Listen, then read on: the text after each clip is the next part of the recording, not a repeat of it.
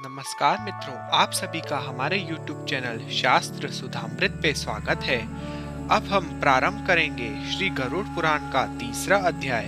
बोलिए ओम नारायणाय नमः, ओम गरुड़ाय नमः। इस अध्याय में हम श्रवण करेंगे यम यातना का वर्णन, चित्रगुप्त द्वारा श्रवणों से प्राणियों के शुभाशुभ कर्म के विषय में पूछना, श्रवणों द्वारा वह सब धर्मराज को बताना और धर्मराज द्वारा दंड का निर्धारण। श्री गरुड़ उवाच। गरुड़ जी ने कहा, हे केशव, यम मार्ग की यात्रा पूरी करके यम के भवन में जाकर पापी किस प्रकार की यातना को भोगता है, वह मुझसे बतलाइए। श्री भगवान बोले, हे वीरता के पुत्र गरुड़, मैं नरक यातना को आदि से अनंत तक कहूंगा। सुनो, मेरे द्वारा नरक का वर्णन किए जाने पर उसे सुनने मात्र से ही तुम कांप उठोगे। हे कश्यप नंदन, बहुभीतिपुर के आगे 44वां योजन में फैला हुआ धर्मराज का एक विशाल पुर है। हाहाकार से परिपूर्ण उस पुर को देखकर पापी प्राणी क्रंदन करने लगता है। उसके क्रंदन को सुनकर यमपुर में विचरण करने वाले यम के गण प्रतिहार द्वारपाल के पास जाकर उस पापी के विषय में बताते हैं। धर्मराज के द्वार पर सर्वदा धर्मध्वज नामक प्रतिहार स्थित रहता है। वह द्वारपाल जाकर चित्रगुप्त से उस प्राणी के शुभ और अशुभ कर्म को बताता है। उसके बाद चित्रगुप्त भी उसके विषय में धर्मराज से निवेदन करते हैं। हे गरुड़, जो नास्तिक और महापापी प्राणी हैं, उन सभी के विषय में धर्मराज यथार्थ रूप से भली भांति जानते हैं, तो भी वे चित्रगुप्त से उन प्राणियों के पाप के विषय में पूछते हैं और सर्वज्ञ चित्रगुप्त भी श्रवणों से पूछते हैं। श्रवण ब्रह्मा के पुत्र हैं। वे स्वर्ग तथा पाताल में विचरण करने वाले तथा दूसरे ही सुन एवं जान लेने वाले हैं।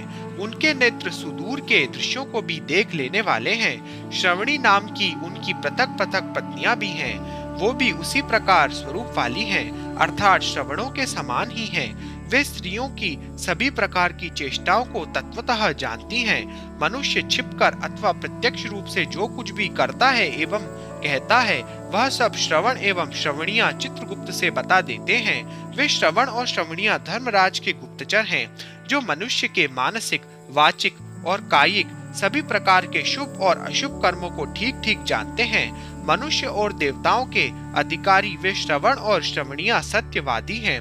उनके पास ऐसी शक्ति है जिसके बल पर वे मनुष्यकृत कर्मों को बताते हैं। वृत्त, दान और सत्य वचन से जो मनुष्य उन्हें प्रसन्न करता है, उसके प्रति वे सौम्य तथा स्वर्ग और मोक्ष प्रदान करने वाले हो जाते हैं। वे सत्यवादी श्रवण पापियों के पाप कर्मों को जानकर धर्मराज के सम्मुख यथावत कह देने के कारण पापियों के लिए दुखदायी हो जाते हैं।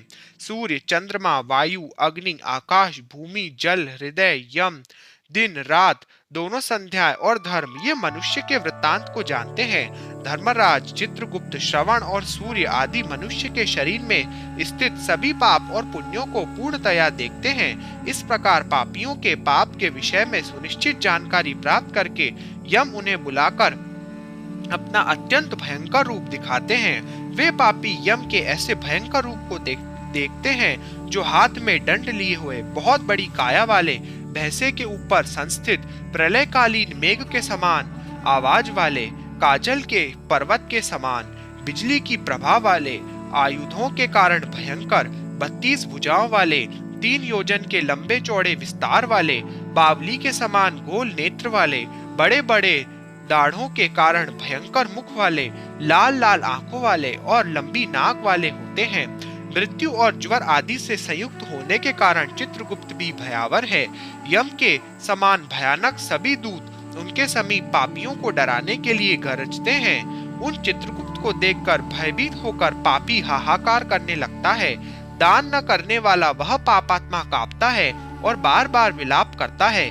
तब चित्रगुप्त यम की आज्ञा से क्रंदन करते हुए और अपने पाप कर्मों के विषय में सोचते हुए उन सभी प्राणियों से कहते हैं, अरे पापियों, दुराचारियों, अहंकार से दूषितों, तुम अविवेकियों ने क्यों पाप कमाया है? काम से, क्रोध से तथा पापियों की संगति से जो पाप तुमने किया है वह दुख देने वाला है।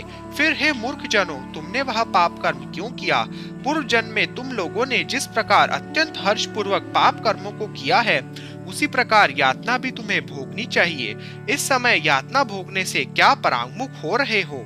तुम लोगों ने जो बहुत से पाप किए हैं, वे पाप ही तुम्हारे दुख के कारण हैं। इसमें हम लोग कारण नहीं हैं। मूर्ख हो या पंडित, दरिद्र हो या धनवान, और सबल हो या निर्बल, यमराज की सभा में समान व्यवहार करने वाले कहे गए हैं। चित्रगुप्त के इस प्रकार के वचनों को सुनकर वे पापी अपने कर्मों के विषय में सोचते हुए निश्चेष्ट होकर चुपचाप बैठ जाते हैं। धर्मराज भी चोर की भांति निश्चल बैठे हुए उन पापियों को देखकर उनके पापों का मार्जन करने के लिए यथोचित दंड देने की आज्ञा करते हैं। इसके बाद वे निर्दयी दूत उन्हें पीटते हुए कहते हैं, हे पापी, महान, घोर और अत्यंत भयानक नरकों में चलो।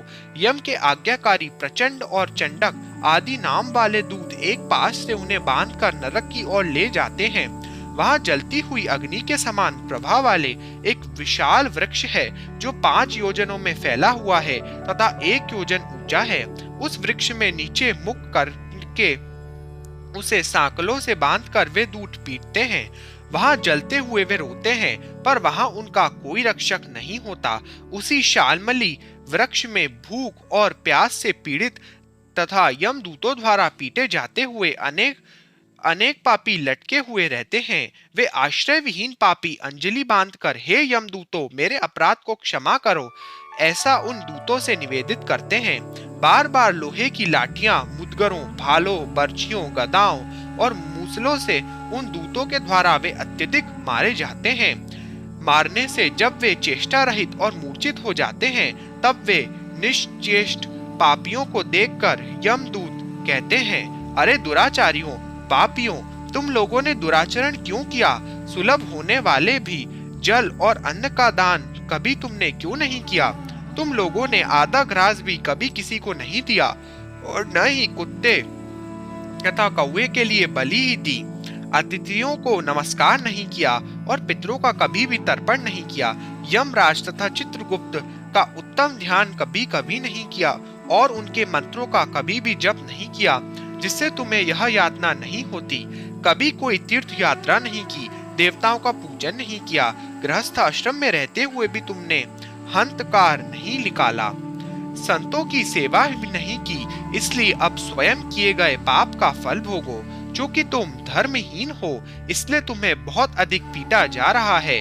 भगवान हरि ही ईश्वर हैं, वे ही अपराधों को क्षमा करने में समर्थ हैं।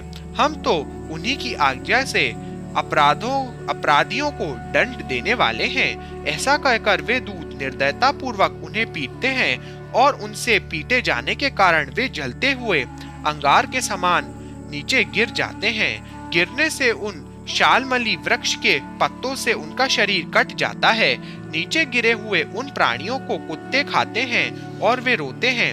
रोते हुए उन पापियों के मुख में यमदूत धूल भर देते हैं तथा कुछ पापियों को विविध पाशों से बांधकर मुदगरों से पीटते हैं। कुछ पापी आरे से काष्ठ की भांति 2 टुकड़ों में काट दिए जाते हैं और कुछ भूमि पर गिराकर कुल्हाड़ी से खंड खंड किए जाते हैं। कुछ को गड्ढे में आधा गाड़ कर सिर में बाणों से भेदन किया जाता है। कुछ दूसरे पेरने वाले यंत्र में डालकर गन्ने की भांति पेरे जाते हैं। कुछ को चारों ओर से जलते हुए अंगारों से युक्त उल्मुख अर्थात जलती हुई लकड़ी से ढक करके लौह पिंड की भांति धधकाया जाता है। कुछ को दीके खोलते हुए कढ़ाई में, कुछ को तेल के कढ़ाई में तले जाते हैं। बड़े की भांति इधर उधर उन्हें चलाया जाता है। किन्हीं को मत वाले गजेंद्रों के सम्मुख रास्ते में फेंक दिया जाता है। किन्हीं को हाथ और पैर बांधकर अधोमुख में लटकाया जाता है। किन्हीं को कुएं में फेंका जाता है। किन्हीं को पर्वतों से गिराया जाता है। कुछ दूसरे कीड़ों से युक्त कुंडों में डुबा दिए जाते हैं, जहां वे कीड़ों द्वारा व्यथित होते हैं। कुछ पापी वज्र के समान चोंच वाले बड़े बड़े कौओं, गीधों और मांस भक्षी पक्षियों द्वारा शरीर में, नेत्र में और मुख में चोंच से आघात करके नीचे गिरा दिए जाते हैं। कुछ दूसरे पापियों से ऋण को वापस करने की प्रार्थना करते हुए कहते हैं, मेरा धन मुझे दो। यमलोकों में मैंने तुम्हें देख लिया है, मेरा धन तुमने ही लिया है। नरक में इस प्रकार विवाद करते हुए पापियों के अंगों से सड़सियों द्वारा मांस नोचकर यमदूत उन्हें देते हैं। इस प्रकार उन पापियों को सम्यक प्रताड़ित करके यम की आज्ञा से यमदूत खींचकर तामिस्रादि घोर नरकों में फेंक दिया जाता है।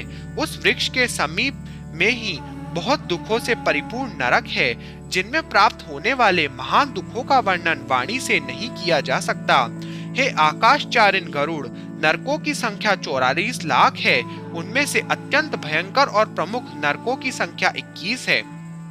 तामिस्र, लोहशंकु, महारौरव, शालमली, रौरव, कुडमल, कालसूत्रक, पूतिमृत्तिक, संघात, लोहितोद, सविश, संप्रतापन, महानिरय, काकोल, संजीवन, महापथ, अवीचि, अंधतामिस्र, कुंभीपाक, संप्रतापन तथा तपन, ये 21 नरक हैं। ये सभी अनेक प्रकार की यातनाओं से परिपूर्ण होने के कारण अनेक वेदों से परिकल्पित हैं। अनेक प्रकार के पापों का फल इनमें प्राप्त होता है और ये यम के दूतों से अधिष्ठित हैं। इन नरकों में गिरे हुए मूर्ख, पापी, अधर्मी जीव कल्प पर्यंत उन नरक यातनाओं को भोगते रहते हैं।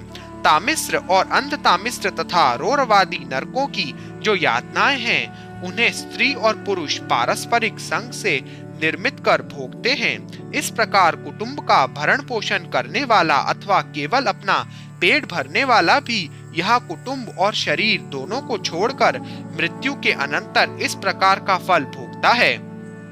प्राणियों के साथ द्रोह करके भरण पोषण किए गए अपने स्थूल शरीर को यहीं छोड़कर पाप कर्म रूपी पाथेय के साथ पापी अकेला ही अंधकारपूर्ण नरक में जाता है, जिसका द्रव्य चोरी चला गया है। ऐसे व्यक्ति की भांति पापी पुरुष दैव से प्राप्त अधर्म पूर्वक कुटुंब पोषण के फल को नरक में आतुर होकर भोगता है। इति गरुड़ पुराणे सारोद्धारे यम यातना निरूपणम नाम तृतीयो अध्यायः। इस प्रकार श्री गणेश पुराण के अंतर्गत सारोद्धार में यम यातना निरूपण नामक तीसरा अध्याय पूरा हुआ। बोलो श्री गरुड़ पुराण की जय। ओम गरुड़ाय नमः। ओम नारायणाय नमः।